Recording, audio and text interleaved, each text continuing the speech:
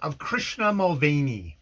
Whilst us, my bully cavaliers, we ride to church today, the man that hasn't got a horse must steal one straight away. Be reverent, men, remember, this is a Gota's house. Do, Conrad, cut along der aisle and schneck der whiskey ass. Hans Britmans ride to church. Once upon a time, very far from England, there lived 3 men who loved each other so greatly that neither man nor woman could come between them. They were in no sense refined, nor to be admitted to the outer door mats of decent folk, because they happened to be private soldiers in Her Majesty's army, and private soldiers of our service have small time for self-culture. Their duty is to keep themselves and their accoutrements specklessly clean, to refrain from getting drunk more often than is necessary, to obey their superiors, and to pray for a war. All these things my friends accomplished, and of their own motion threw in some fighting, work for which the army regulations did not call. Their fate sent them to serve in India, which is not a golden country, though poets have sung otherwise. There men die with great swiftness, and those who live suffer many and curious things. I do not think that my friends concern themselves much with the social or political aspects of the East. They attended a not unimportant war on the northern frontier, another one on our western boundary, and a third in Upper Burma. Then their regiment sat still to recruit, and the boundless monotony of cantonment life was their portion. They were drilled morning and evening on the same dusty parade ground. They wandered up and down the same stretch of dusty white road, attended the same church and the same grog shop, and slept in the same lime-washed barn of a barrack for 2 long years. There was Mlvny, the father in the craft, who had served with various regiments from Bermuda to Halifax, old in war, scarred, reckless, resourceful, and in his pious hours an unequaled soldier. To him turned for help and comfort 6.5 feet of slow-moving, heavy-footed Yorkshiremen, born on the wolds, bred in the dales, and educated chiefly among the carriers' carts at the back of the York railway station. His name was Leroyd, and his chief virtue an unmitigated patience which helped him to win fights. How Orthris, a fox terrier of a cockney, ever came to be one of the trio is a mystery which even today I cannot explain. There was always 3 of us, Mlvny used to say, and by the grace of God, so long as our service lasts, these 3 of us there'll always be. 'Tis better so. They desired no companionship beyond their own, and it was evil for any man of the regiment who attempted dispute with them. Physical argument was out of the question as regarded Mlvny and the Yorkshiremen. An assault on Orthris meant a combined attack from these twain, a business which no 5 men were anxious to have on their hands. Therefore they flourished, sharing the drinks, their tobacco, and their money, good luck and evil, battle and the chance of death, life and the chance of happiness, from Calcutta in southern to Peshawar in northern India. Through no merit of my own, it was my good fortune to be a measure admitted to their friendship, frankly by Mlvny from the beginning, sullenly and with reluctance by Leroyd, and suspiciously by Orthris, who held to it that no man not in the army could fraternize with a redcoat. "Like to like," he said. "I'm a bloomin' sodger, and he's a bloomin' civilian. 'Tain't natural, that's all." But that was not all. They thawed progressively, and in the thawing told me more of their lives and adventures than I am ever likely to write. Omitting all else, this tale begins with the lamentable thirst that was at the beginning of the first causes. Never was such a thirst, Mlvny told me so. They kicked against their compulsory virtue, but the attempt was only successful in the case of Orthris. He, whose talents were many, went forth into the highways and stole the dog from a civilian, someone, he knew not who, not in the army. Now that civilian was but newly connected by marriage with the colonel of the regiment, and outcry was made from quarters least anticipated by Orthris, and in the end he was forced, lest a worse thing should happen, to dispose at ridiculously unremunerative rates as of promising a small terrier as ever graced one end of a leading string. The purchase money was barely sufficient for one small outbreak, which led him to the guard-room. He escaped, however, with nothing worse than a severe reprimand and a few hours of punishment drill.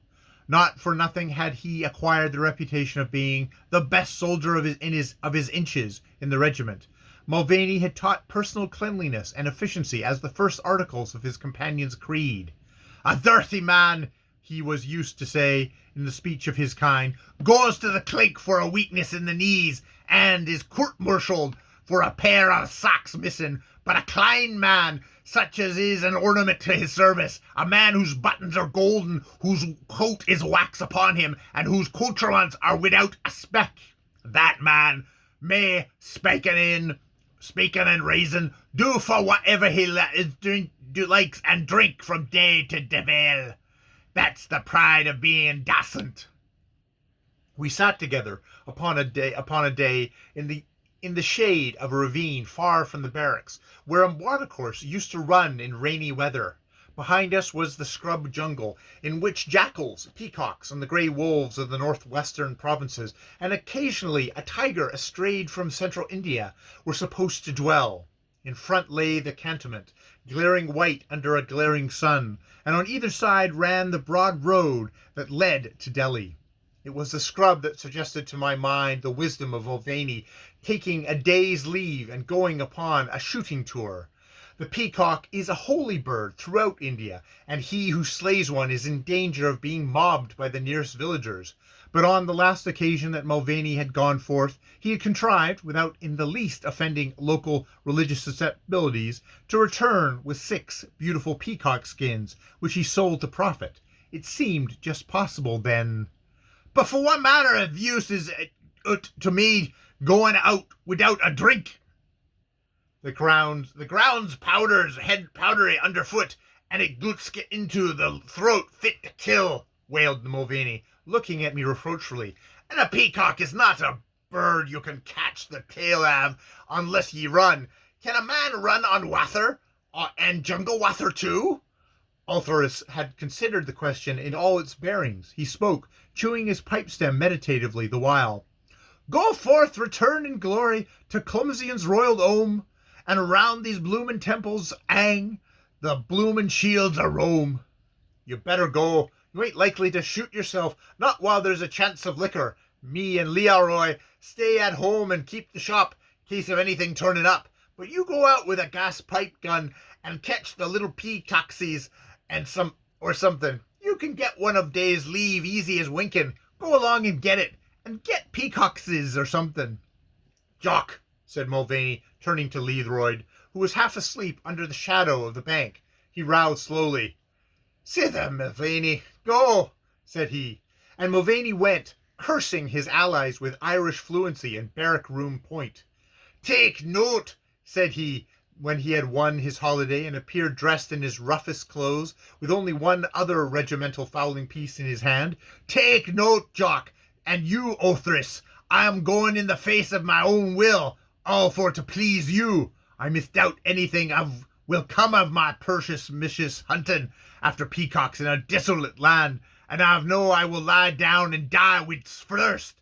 Me catches peacockses for you, ye lazy Scots, and be sacrificed by the peasantry. Ag!" He waved a huge paw and went away. At twilight, long before the appointed hour, he returned, empty-handed, much begrimed with dirt.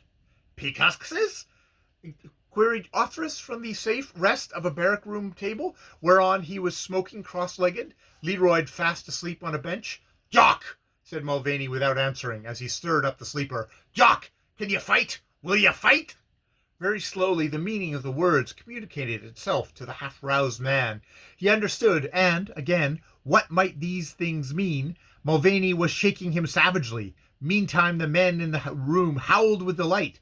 There was war in the Confederacy at last, war and the breaking of bonds. Barrack-room etiquette is stringent. On the direct challenge must follow the direct reply. This is more binding than the ties of tried friendship.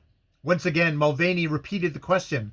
Leroy answered by the only means in his power, and so swiftly that the Irishman had barely time to avoid the blow. The laughter around increased. Leroyd looked bewilderedly at his friend, himself as greatly bewildered. Othrys dropped from the table because his world was falling.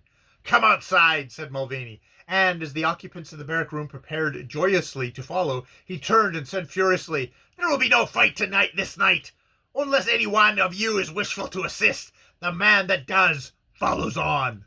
No man moved. The three passed out into the moonlight, Leroyd fumbling with the buttons of his coat. The parade ground was deserted except for the scurrying jackals. Mlvny's impetuous rush carried his companion far into the open air. Leroyd attempted to turn round and continue the discussion. "Be still now. 'Twas my fault for beginning things in the middle of it at the end. Jock, I should have had come with an explanation. But Jock, dear, on your sow you are feet, I think you, for the finest fight that ever was. Better than fighting me? Consider before you answer." More than ever puzzled, Leroyd turned round 2 or 3 times, felt an arm, kicked tentatively, and answered, "Am fit." He was accustomed to fighting blindly at the bidding of the superior mind. They sat down, the men looking on from afar, and Mlvny untangled himself in mighty words. "Following your fool scheme, I went out into the Thrakel's desert beyond the barracks, and there I met a pious Hindu driving a bullock cart. I took it for grant he would be delighted for to convey me a piece, and I jumped in." "You long, lazy, black-haired swine," drawled Othrys, who would have done the same thing under similar circumstances. "'Twas the height of policy. That nagger man driven miles and miles, as far as the new railway line they're building now back at the Tavy River. 'Tis a cart for death only," says he now and again timorously, "to get me out of it." "Death I am," says he, and the dirtiest that you've ever carted. Drive on, me son, and glory be with ye." And that I went to sleep, and took no heed till he pulled up on an embankment of the line where the coolies were piling mud. There was a matter of 2,000 coolies on that line. You remember that. Presently a bell rang, and they troops off to a big pay shed. "Where's the white man in charge?" says I to my cart driver. "In the sheds," said he, "engaged on rifle." "Of what?" says I. "Rifle," says he. "You take ticket, he take money. You get nothing." "Oh," says I, "that was superior as cultivated man calls a raffle. Me misguided child of darkness and sin. Lead on to that raffle, though for what mischief is 'tis doing so far away from its home, which is the charity bazaar at Christmas, and the colonel's wife grinning behind the tea table, is more than I know." With that I went to the shed and found 'twas payday among the coolies. Their wages was on the table fornst a big fine red buck of a man, 7 foot high, 4 foot wide, and 3 foot thick, with a fist on him like a corn sack. He was paying the coolies fair and easy, but he would ask each man if he would raffle that month, and each man says, "Yes, of course." Then he would deduct from their wages accordingly. When all was paid, he filled an old cigar box full of gun wads and scattered among the coolies. They did not take much joy of that performance, and small wonder. A man close to me picks up a black gun wad and sings out, "I have it." "Good may it do you," says I. The coolie went forward to this big, fine red man, who threw a cloth off of the most sumptuous, jeweled, enameled, and various bedeviled sedan chair I ever saw. "Sedan chair! Put your head in a bag. That was a palanquin. Don't you know a palanquin when you see it?" says Othrys with a great scorn. "I choose to call it a sedan chair, and a chair it shall be, little man," continued the Irishman. "'Twas a most amazing chair, all lined with pink silk and fitted with red silk curtains. 'Ere it is," says the red man. "'Ere it is," says the coolie, and he grins weakly ways. "Is it any use to you?" says the red man. "No," says the coolie. "I'd like to make a present of it to you." "I'm graciously pleased to accept the same," says the red man, and at that all the coolies cried afoul in what was meant for cheerful noises, and went back to their diggings, leaving me alone in the shed. The red man saw me, and his face grew blue on his big fat neck. "For what do you want here?" says he. "Standing room for ain't no more," says I. "Honest, unless it may be for whatever never had, and that matters ye raffling ruffin, for I was not going to have the service throd upon." "Out of this," says he. "I'm in charge of this section of construction." "I'm in charge of myself," says I, "and it's like I will stay a while. Do you raffle much in these parts?" "Well, what's that to you?" says he. "Nothing," says I, "but a great deal to you. For beginning, I'm thinking you get the full half of your revenue for that sedan chair." "Is it always raffled so?" says I. And with that I went to a coolie to ask questions.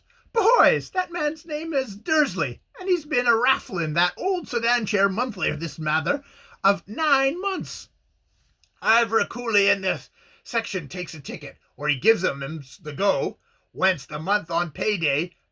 Every coolie that wins it gives it back to him, for 'tis too big to carry away, and he'd have sacked the man that tried to sell it out.